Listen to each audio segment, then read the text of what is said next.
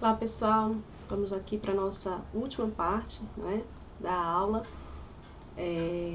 que a gente vai aqui então tentar compreender essa origem, essa formação e esse conceito do que é o Estado moderno. Então, lembrando que a gente vem aqui falando sobre essa formação do Estado moderno, a gente passou um pouquinho aqui pela filosofia política. Não se preocupem que a gente vai aprofundar um pouquinho mais sobre esses filósofos políticos na próxima aula, para a gente recapitular um pouco, para a gente compreender, mas eu preciso antes disso que vocês façam uma leitura preliminar, pelo menos no texto do Dall'Are, para que fique mais claro e mais perceptível as características de cada um desses filósofos para a teoria do Estado e principalmente aí para a formação do que a gente vai compreender como o Estado moderno.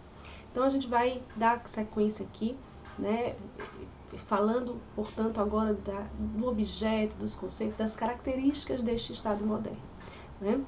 Então, a primeira coisa que a gente tem que verificar no Estado moderno é que é uma visão de Estado, uma visão de formação política, de sociedade, a partir do Ocidente, a partir da Europa, portanto, uma Europa que vai lançar as bases dessa estrutura do Estado moderno e que aqui no Brasil nós vamos absorver muito do que foi apurado a partir do século XVIII para esse Estado moderno. Em decorrência da nossa colonização, em decorrência da exploração que os europeus fizeram conosco aqui na América Latina, no Brasil, a gente vai perceber essa influência desses preceitos para compreender como está o Estado brasileiro hoje. Então, o Estado moderno é, sem dúvida nenhuma, uma formação lenta e gradual, mas uma formação ocidentalizada, europeia, mas de uma Europa cristã, né, de um Estado cristão. E esse Estado moderno ele vai ter uma simbiose muito grande com a questão da religiosidade. Não é à toa que, por exemplo, na Revolução Francesa, é o terceiro Estado que se levanta, em que dentro da Assembleia você tinha o primeiro Estado, o segundo Estado como clero e nobreza, e o terceiro Estado como os indivíduos em geral, que se formam aí a partir da estrutura social da burguesia. Mas percebam que a formação do Estado moderno ela está ligada diretamente com o conceito de cristandade. Né? Esse conceito de cristandade que vai evoluir muito, né, durante a formação do século 5, 6, 7, 8, chega ali até o século XV com muita força dentro da estrutura do Estado. Há uma influência muito grande do Papa, há uma influência muito grande da Igreja Católica e na Reforma Protestante, a partir do século XVI, XVII, também nós vamos perceber uma influência muito grande também do protestantismo. Então, guerras importantes que nós vamos ver aqui, que suas consequências são importantes, como, por exemplo, a Guerra dos 30 Anos, com a Paz de Westfália, que vai ser importantíssima para a gente entender o conceito de território, de soberania, de Estado moderno, ela se dá, entre outros motivos, mas principalmente também por uma questão religiosa, não é? Uma disputa, uma guerra em relação a monarcas católicos e a monarcas já influenciados pelo protestantismo. Então, o que nós vamos perceber desse Estado moderno é que essas características elas são muito marcantes e elas vão marcar também a origem, formação e explicação do que é o Estado. Então, quando a gente tenta entender o que é esse Estado moderno, necessariamente a gente passa pela formação, como nós já explicamos na aula anterior, de que alguns autores vão justificar a própria estrutura estatal a partir dessa relação de divindade, né? Como se o monarca fosse esse representante divino, esse ser iluminado que é destacado entre os indivíduos para assumir o trono. Alguns filósofos vão justificar pela linha sucessória, pela linhagem das famílias, outros vão justificar por uma questão de escolha realmente, né? Mas isso tudo vai depender de quem está no poder, né? Se é alguém de sucessão de linhagem, né, familiar ou não. Então, todas essas concepções, elas são importantes dentro dessa estrutura do Estado moderno. Então, Outras características aí importantes para a gente não perder de vista, que eu já falei, mas que eu preciso reforçar porque você não pode esquecer de jeito nenhum. Que esse Estado moderno, ele vai surgir a partir de meados ali do século XIII, né? Há algumas discussões, mas em geral se entende que se a partir ali do século XIII você vai tendo esses primeiros lampejos desse Estado moderno, dessa formação desse Estado moderno, até o século XVIII, né? Mas, principalmente, o Estado moderno ele se forma ali a partir do século XVI. Isso tem características muito fortes. Isso tem características relacionadas com o iluminismo, com as ideias liberais, né, com o período do Renascimento, com o período da Revolução Gloriosa, que estabelece um marco de estrutura dentro da monarquia, uma monarquia que passa a ser limitada por um parlamento. Agora, essa limitação do parlamento ela não é de dia para a noite, ela vai se formando. E essa formação, ela também ela vai permitir que mais tarde, né, se consiga romper com o antigo regime. Lembre que, por exemplo, na França, você ainda vai ter, não é, uma forte tendência ao antigo regime, ao ancien regime, à monarquia absolutista. Mas, como a gente já falou aqui, o Estado moderno ele não vai acontecer, né? Ele não vai se dar, a sua formação ela não vai se dar do mesmo modo em todos os estados. Isso vai trazendo características diferentes, certo? E aí a gente vai ter como elementos ou como características importantes desse Estado moderno que a progressiva centralização do poder político, isso é fundamental. O poder político ele vai se concentrando nas mãos dessa estrutura estatal, desse representante estatal, que muitas vezes pode ser unicamente um monarca ou pode ser também entre monarca e a representação religiosa que ali está. O princípio do território, que vai se estabelecer de maneira mais forte, mais incisiva, a partir da Paz de Westfália, e a impessoalidade do poder político. A impessoalidade do poder político diz respeito à ideia de que este poder político ele vai saindo dessa característica daquele indivíduo que tem essa representação quase que divina. Então, essa impessoalidade do poder político, ela é muito importante dentro da estrutura do que será o Estado moderno no século XVIII. Então, se você pensa a respeito da Revolução Francesa e as suas consequências, né, para essa formação desse Estado moderno, para essa estrutura do Estado moderno, você consegue perceber muito bem essa ideia da impessoalidade do poder político. Quer dizer, o poder político, ele é muito mais relacionado ao Estado do que ao indivíduo. O Sou nos ajuda muito com a questão da soberania popular a descrever isso. Então, vamos continuar aqui com essas características do Estado moderno. Então, a gente vai ter aí a ideia de que no Estado moderno, aqui uma situação feita por Schiera, que está lá no livro do Bobbio, o dicionário de política do Bobbio, em que vai falar que esse Estado moderno ele parte de um policentrismo, de uma disfunção desses poderes, principalmente desse poder político diluído, difundido entre vários indivíduos, para uma concentração do poder. Então, a história do surgimento do Estado moderno é a história da tensão do sistema policêntrico. Deixa eu tirar aqui, porque na verdade ele está aqui achando que precisa corrigir. Do sistema policêntrico e complexo dos senhores de origem feudal, se chega ao Estado territorial concentrado e unitário, através da chamada racionalização da gestão do poder e da própria organização política imposta pela evolução das condições históricas materiais. Então, é esse processo lento e gradual. Márcia, então, a gente pode concluir que a sociedade francesa, a partir dessa evolução aí do século XIII ao século XVIII até os dias atuais, seria a sociedade mais evoluída politicamente, de estrutura estatal? Óbvio que não. Evidentemente que não. Não é? Isso é o que eles tentam passar para nós para justificar a sua própria formação, que evidentemente eles vão dizer que é a formação melhor que se tem, não é? Mas isso é uma discussão que a gente vai ter quando a gente for trabalhar com a contemporaneidade, quer dizer, com os estados como estão hoje. Por enquanto, agora, a gente vai apenas trabalhando com esses conceitos de Estado moderno. Agora, sem dúvida nenhuma, os conceitos de Estado moderno, o que o Estado moderno trouxe para nós, a limitação do poder do Estado, a permissividade de direitos e garantias, de liberdades, não é, dos direitos do indivíduo. Mais à frente, já no século, principalmente no século XX, um pouquinho no século XIX, mas principalmente no século XX, a formação do que seria o Estado Social, a formação do que seriam os direitos difusos e coletivos, isso vai ser fundamental. Mas isso não significa dizer que ele seja uma sociedade ideal.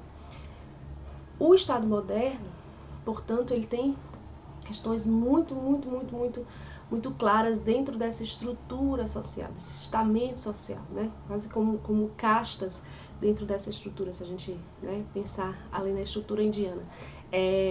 Mas aqui a gente está falando de Europa, tá?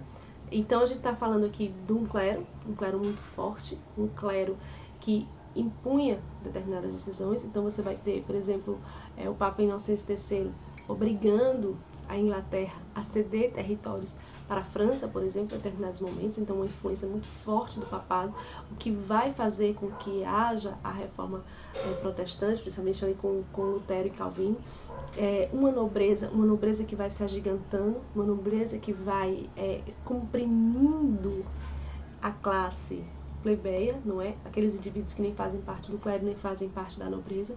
E isso vai fazendo com que a gente consiga estabelecer a panela de pressão, né, que vai explodir ali no momento da Revolução Francesa.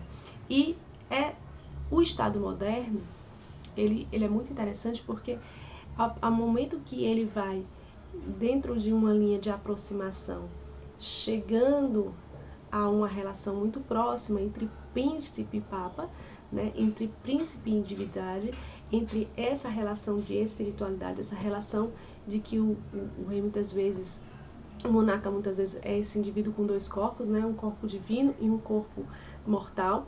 Essa relação entre príncipe e papa, ao momento que ela se aproxima muito ali, quando os estados estão embebidos no antigo regime, dentro do Estado absolutista, que faz parte, né, dessa conjuntura do Estado moderno, elas vão se distanciando até chegar ao ápice do Estado moderno, onde vai se necessitar a ideia de laicidade, ou seja, a ideia de Estado laico, de Estado separado da religião, porque a influência foi tamanha, o sufocamento foi tamanho, que houve um momento em que essa ruptura aconteceu. Mas vejam como é interessante. A estrutura do Estado moderno, primeiro, aproxima muito, para depois, numa gradação, romper com essa relação. E o Estado moderno também, né, coloca economicamente um novo poder econômico, que é o poder econômico da burguesia, que vai ser fundamental, inclusive, para exigir os direitos do indivíduo, os direitos civis e políticos e, principalmente, a limitação do poder do Estado dentro dessa estrutura. E aí vem uma aliança entre príncipe e burguesia, né, que vai se mantendo dentro dessa estrutura. Bom, continuando, a gente percebe, portanto, que o Estado moderno, ele goza de uma racionalidade muito grande. Isso é óbvio porque você tem aí as consequências, né, do Renascimento, do Iluminismo, das ideias liberais. Então, é muito marcado pela ideia dessa passagem do estado de natureza ao estado civil, ou seja, do estado em que não há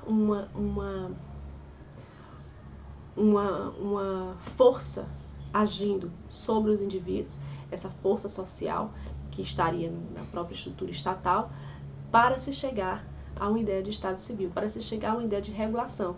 E essa regulação, não se engane, ela é muito relacionada com a ideia de propriedade, não é?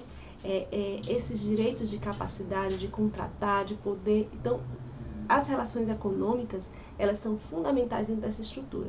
E aí vem a ideia do contrato social, e aí vem a ideia da tomada de consciência por parte do homem, ou seja, o que seria esse contrato social, né? Seria, na verdade, a consciência do homem, e aqui mais uma vez estamos sobre essa visão eurocêntrica, machista, de branquitude. O homem, ele vai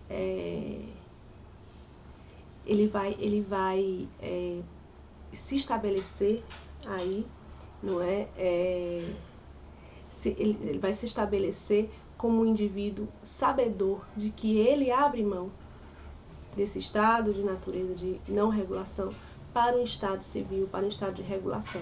Então, ele abre mão ali da sua liberdade total, mas sob o manto de uma regulação entre os indivíduos, porque não adianta ele ter a liberdade total e estar isolado. Esse convívio em sociedade ele é importante. E aí, continuando, a gente vai ter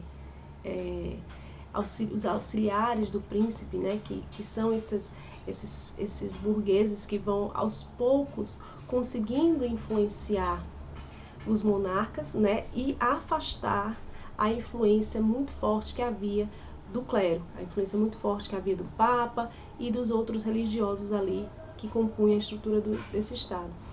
E esse Estado, né, que vai absorvendo esses auxiliares do principado, que vão ser esses indivíduos da burguesia que lentamente, né, paulatinamente vão conseguindo influenciar os monarcas, eles vão fazendo isso por meio tanto da função de auxiliares dos príncipes, como da participação de conselhos que vão se formando e esses conselhos vão tomando lugar nas decisões do reino, e isso vai fazer com que haja de modo, não é, inequívoco, um tipo de representatividade. Mas atenção, não é uma representatividade do povo, não é uma representatividade ampla e restrita, mas é uma representatividade, é um começo dessa mudança de mentalidade. E ao lado de tudo isso, você vai ter estados, como na França, em que você vai ter o ápice do antigo regime, né, do Ancien Regime, com o monarca Luís XIV, que é, né, o Rei Sol, aquele que se auto-intitulou Rei Sol, de onde tudo, né, tudo gravitava sobre ele, que dizia, né, l'état c'est moi, ou seja, o Estado sou eu, e sendo o Estado ele mesmo, tudo se justificava nele, não é? Tudo se justificava nele e principalmente a ele cabia toda e qualquer decisão, e toda e qualquer decisão estava legitimada simplesmente por vir dele. Então, essa oscilação do Estado moderno, ela é também importante dentro dessa estrutura. Agora, a França, ela não vai aguentar por muito tempo, não é? Apesar dela aguentar por ainda algumas décadas, mas ela não vai aguentar por muito tempo essa estrutura tão restrita, tão absolutista. Vídeo que vai acontecer com a Revolução Francesa. Então, a gente pode perceber muito bem essa personificação do Estado, né, no Estado absolutista, ou seja, a personificação no sentido de que ele é o rei, o Estado é ele e que a ele cabe tudo. Essa ideia, né, de l'état c'est moi, do Luís XIV, é a própria expressividade da personificação do Estado. Isso é importante para você entender a ideia de despersonificação ou a ideia de impessoalidade do poder político. O Luís XIV, com o Estado absolutista, com a máxima expressão do Estado absolutista, ele é a ideia máxima de personificação do Estado. Então, quando a gente fala de impessoalidade do poder político, a gente está falando justamente nessa quebra dessa relação desse indivíduo com esse poder absoluto. E é isso que o Estado moderno vai querer, principalmente ali no século XVIII, que é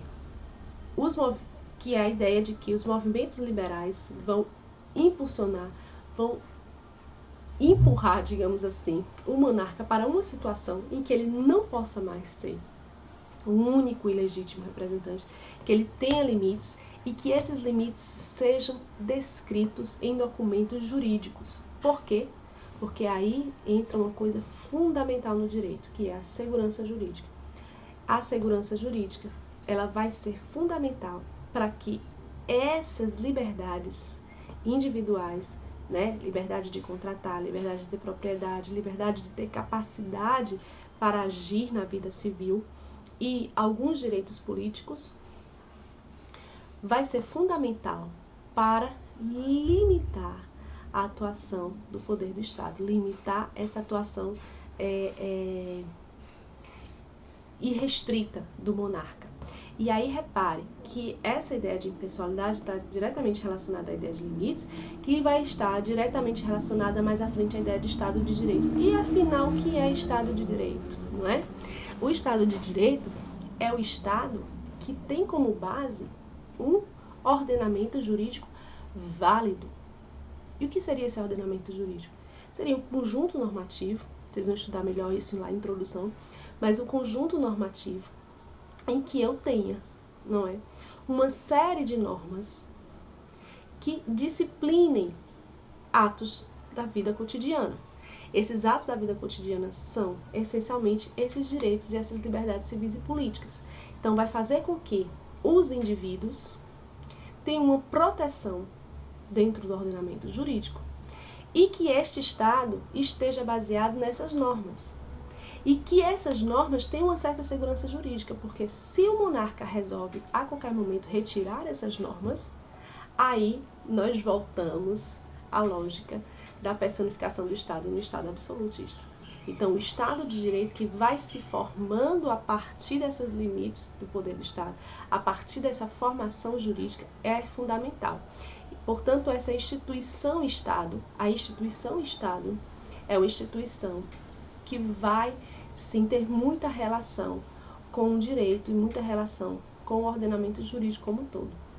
Portanto, o fundamento do Estado, né, fundamento do Estado, do indivíduo, do príncipe, do Estado absolutista, é um. Então, o fundamento do Estado, no Estado absolutista, é que o príncipe é o senhor e detentor de todos os direitos e ele pode criar e revogar as leis, as normas ao seu bel prazer. Quando se sai do centro, do foco desse príncipe e passa-se ao foco no indivíduo, e aqui não é qualquer indivíduo, são os homens livres e de posses, esses homens, eles passam agora a ter direitos. E esses direitos eles querem preservá-los. E ao preservar, você tem esse fundamento do Estado saindo dessa ideia do príncipe, dessa personificação, para uma impessoalidade. E aí a gente vai ter aqui, dentro dessa ideia, dessa formação desse Estado moderno, a ideia de legitimidade, a ideia de uma impessoalidade no exercício do poder político, de limites legais dos representantes do Estado e a própria formação do Estado de Direito. Então, para a gente recapitular aqui, para a gente entender, vamos passar aqui para esse último slide.